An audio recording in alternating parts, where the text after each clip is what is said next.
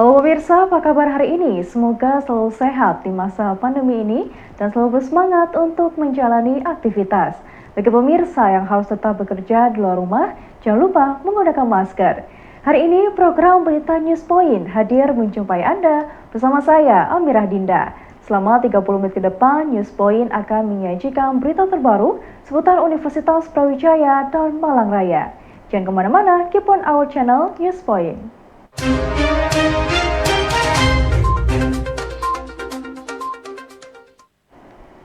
Pemirsa, Pesta Demokrasi Mahasiswa atau Pemira UB 2022 merupakan ajang untuk memilih Presiden EM dan pimpinan DPM UB periode 2023 mendatang akan memasuki tahap pemungutan suara.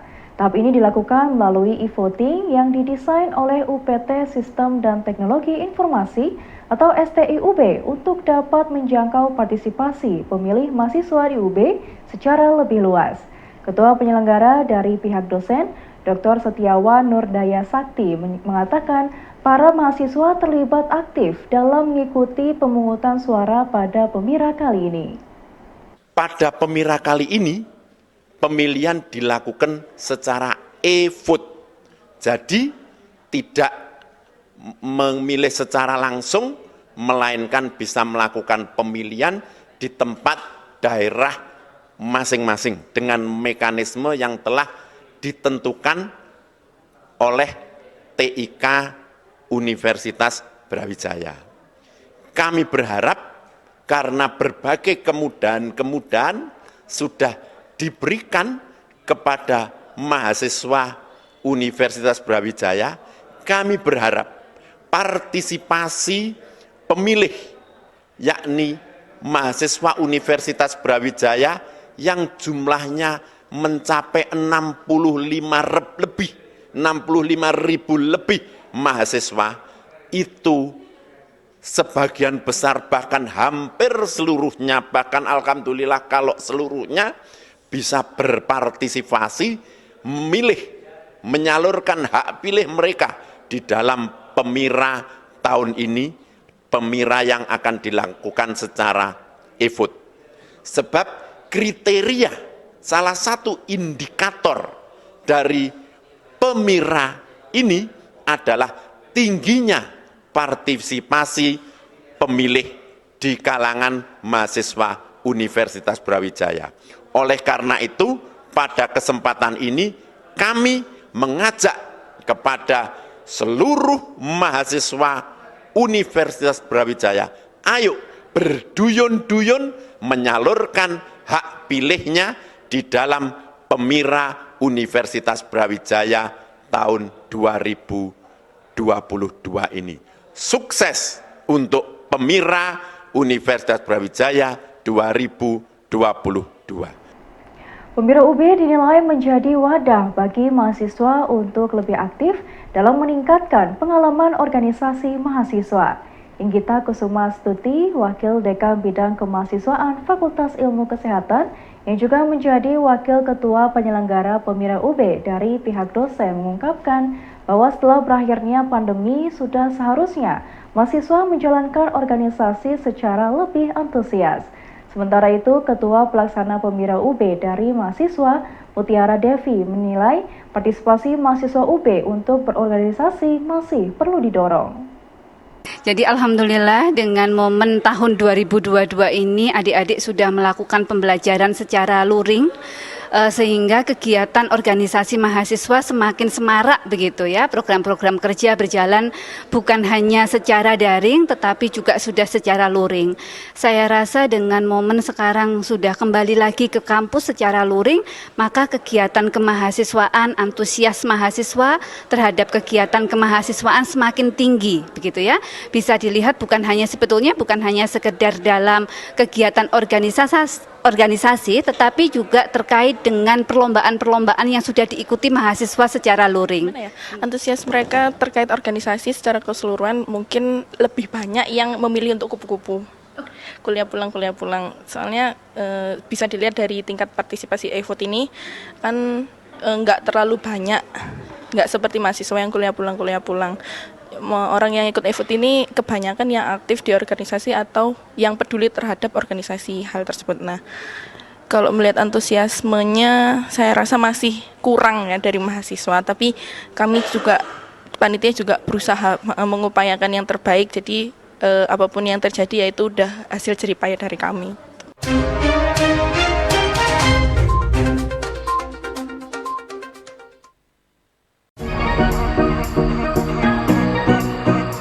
Ya pemirsa, kembali lagi bersama kami dalam program Let's Talk, masih bersama dengan Prof. Emil. Sebetulnya memang bidang saya itu manajemen reproduksi. Ya pemirsa, kembali lagi bersama kami dalam program Let's Talk, masih berbincang dengan tema ekowisata bersama. Ekowisata ini sebenarnya konsep baru. Jadi konsep ini lahir setelah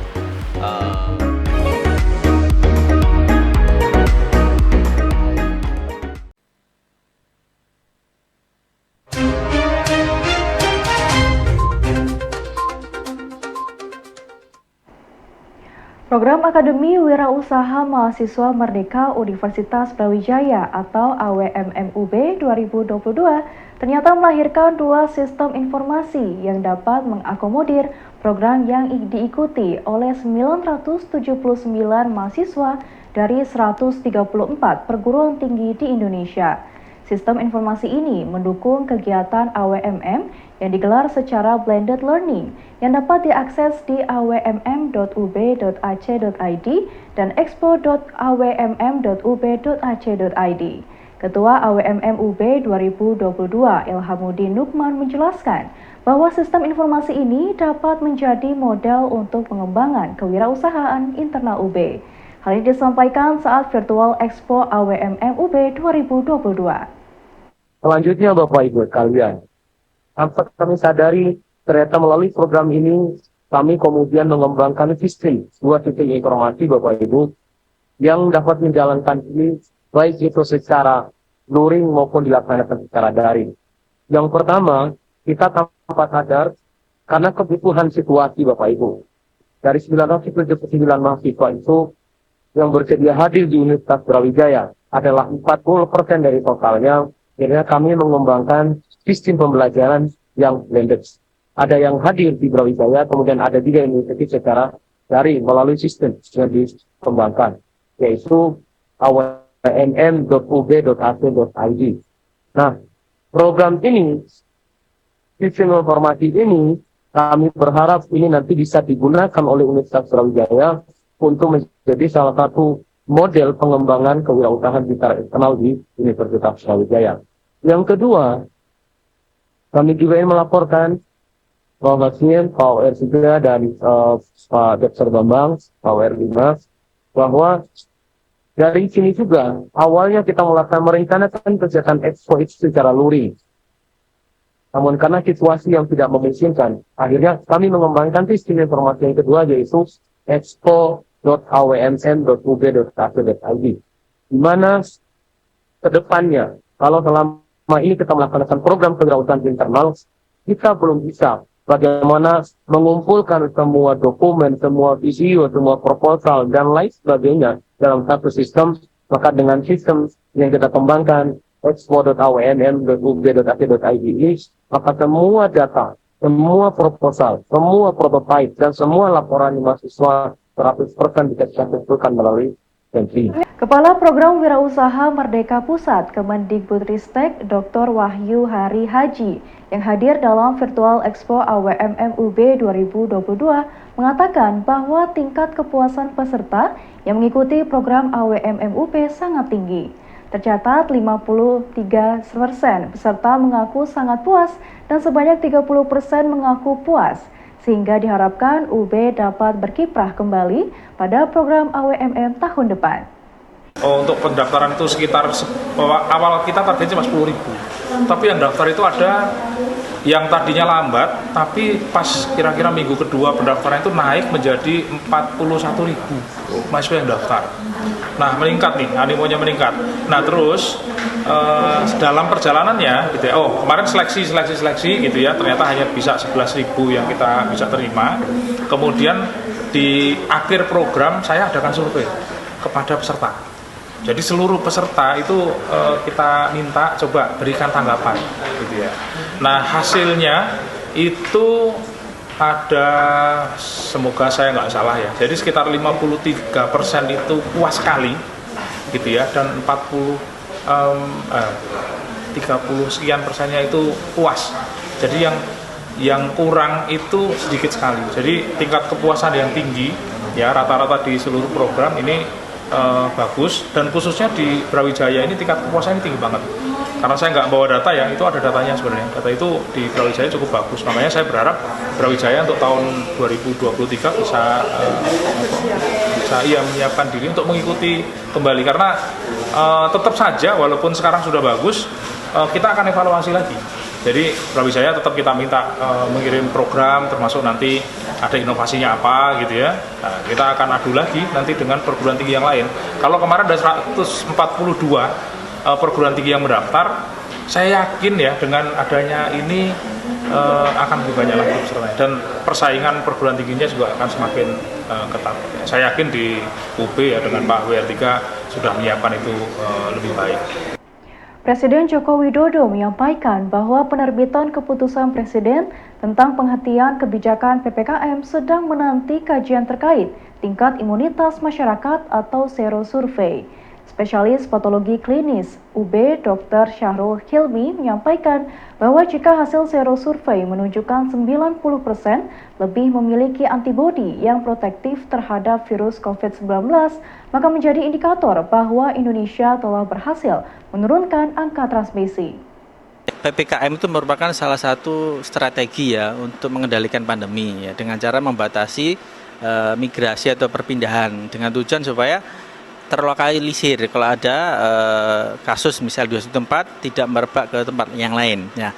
Kemudian ada strategi yang lain namanya vaksinasi ya, yang kita sudah sering bahas ya. Tujuannya memang untuk membentuk kekebalan pada populasi atau masyarakat, sehingga orang atau masyarakat yang sudah pernah terpapar baik karena vaksinasi maupun karena terpapar secara alami sakit betulan ya, itu memiliki kekebalan sehingga dia tidak mudah tertular kembali, ataupun kalau dia tertular kondisinya tidak berat seperti pada awal pandemi. Nah, itu yang kedua. Kemudian yang disebut dengan serologi survei itu merupakan survei pendataan ya. Survei itu pendataan ya, dengan cara melihat mengukur kadar antibodi pada penduduknya. Jadi ini yang saya baca ini sudah 3 kali ya. Yang kedua itu akhir tahun kemarin sampai Desember 2021, itu yang survei yang kedua.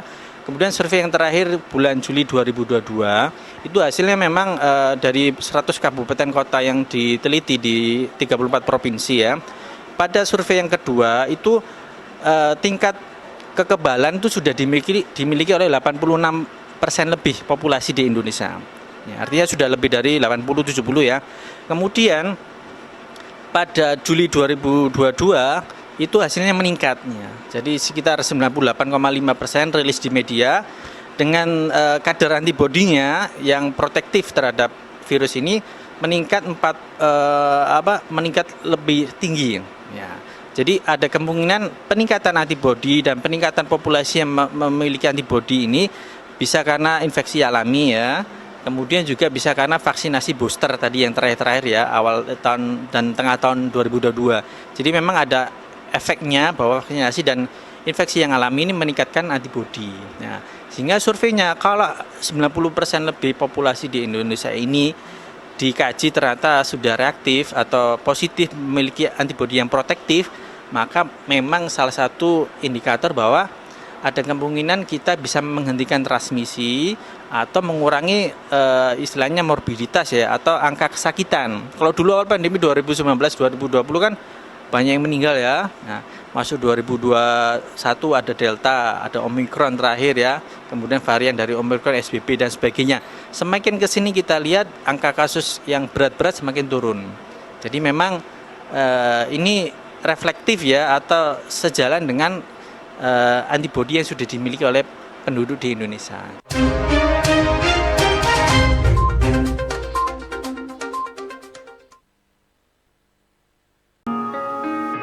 Ya, mana yang kau pilih? Memberi perhatian atau berusaha tak peduli? Dan mana yang lebih melelahkan, berjuang atau melupakanmu kini? Salahkah kau berpura-pura untuk mendapatkan perhatianku? Aku tak peduli, ku tak tahan lagi. Ku sudah tak punya waktu untukmu lagi. Is anybody real here? Is anybody real here? Aku tak peduli.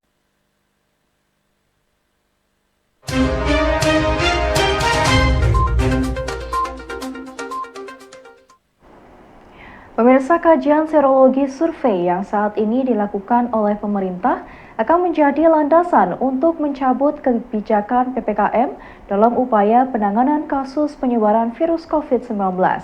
Apa sebenarnya metode serologi survei yang mengukur tingkat imunitas masyarakat ini? Berikut penjelasan spesialis patologi klinis UB, Dr. Syarel Lihmi. Jadi sebetulnya ini kan dilakukan oleh Kemenkes ya, bekerjasama dengan UI ya, yang saya baca itu, dan beberapa lab swasta. Jadi memang diambil darahnya, ada sampling gitu ya, kan kemudian nggak semua penduduk diambil darahnya ya. Jadi ada 100 kabupaten kota yang tersebar di 34 provinsi, itu ada kriteria samplingnya. Jadi misalnya pasien atau partisipan itu akan diwawancarai dulu apakah bersedia, kemudian ada syarat prasyarat inklusi dan eksklusinya. Kalau misalnya dia tidak bisa diambil darah, berarti dia dikeluarkan dari survei ini. Ya. Intinya yang memenuhi syarat, kemudian diambil darahnya, kemudian diukur kadar darahnya itu memiliki antibodi berapa, titernya antibodinya, yang reaktif atau protektif terhadap virus SARS-CoV-2 ini. Ya, dari itu kemudian dianalisis nih dari beberapa seluruh provinsi, ada wilayah aglomerasi, ada yang non aglomerasi, kemudian dikumpulkan datanya, dilihat. Nah, ini berapa persen yang reaktif. Nah, ternyata memang banyak ya, dari beberapa hampir 70% lebih ke atas itu positif ya datanya. Memang ada beberapa yang di survei yang kedua tahun 2021 akhir itu memang anak-anak itu memang masih lebih rendah ya. Karena kan kita tahu ya, vaksinasi anak-anak kan belum ya, tidak secepat yang dewasa. Cuma yang terakhir tahun 2022 Juli itu pada anak-anak juga sudah mulai tampak datanya ya. Pemirsa, tim kesehatan dan pendukung dari Fakultas Ilmu Kesehatan dan Fakultas Vokasi UB menurunkan tim secara penuh untuk melakukan screening kesehatan bagi karyawan UB pada hari ini. Menurut salah satu panitia, Suci Ninggasari, pemeriksaan kesehatan dimulai dari pengecekan tensi, pemeriksaan berat dan tinggi hingga kadar kolesterol. Pemeriksaan kesehatan ini merupakan salah satu rangkaian Lusrum Universitas Brawijaya ke-12 yang diperuntukkan bagi Sivitas Akademika UB. Kalau kami dari Fakultas Ilmu Kesehatan, ada juga dari Vokasi. Kalau Fakultas Ilmu Kesehatan ada dari Keperawatan dan Gizi. Terus ada Vokasi juga. Untuk hari ini ada sekitar 15 orang dari Keperawatan, Gizi, dan Vokasi. Untuk pemeriksaannya kalau dari Gizi ada pengukuran tinggi badan dan berat badan. Kalau dari Keperawatan sendiri ada tekanan darah, kolesterol, dan gula darah. Pemeriksaan kesehatan bagi karyawan Universitas Brawijaya meliputi beberapa hal, salah satunya yakni pemeriksaan massa otot. Vena Aulicia, mahasiswa Fakultas Ilmu Kesehatan UB, yang menjadi salah satu panitia menjelaskan bahwa pemeriksaan massa otot ini penting untuk mengetahui kondisi tubuh karyawan dan berbagai hal lain yang harus dilakukan untuk menjaga kebugaran tubuh. Dengan pemeriksaan ini diharapkan karyawan UB dapat mengetahui kondisi tubuhnya dan melakukan berbagai hal yang disarankan oleh tim kesehatan agar terhindar dari berbagai penyakit. Sini ada penimbangan berat badan, itu kayak memasukkan tinggi badan sedukur, terus kita kayak set ukur, terus masukkan berat badan, nanti keluar hasil kayak pesan lemak, massa otot, sama tulang, terus apalagi ya sama kebugaran ginjal. Mungkin kalau sarannya nih, kalau seandainya pesan lemaknya tinggi bisa dikurangi makanan yang kayak lemak, terus kalau massa ototnya kurang bisa kayak menambah aktivitas fisik. Baik pemirsa, informasi tadi sekaligus menutup perjumpaan kita hari ini. Jangan lupa saksikan News Point setiap hari pukul 19.30 waktu Indonesia Barat hanya di BTV, Televisi Pendidikan Universitas Brawijaya. Saya Amirah Dinda dan seluruh kru yang bertugas pamit undur diri. Tetap patuhi protokol kesehatan, wajib menggunakan masker. Terima kasih dan selamat beraktivitas.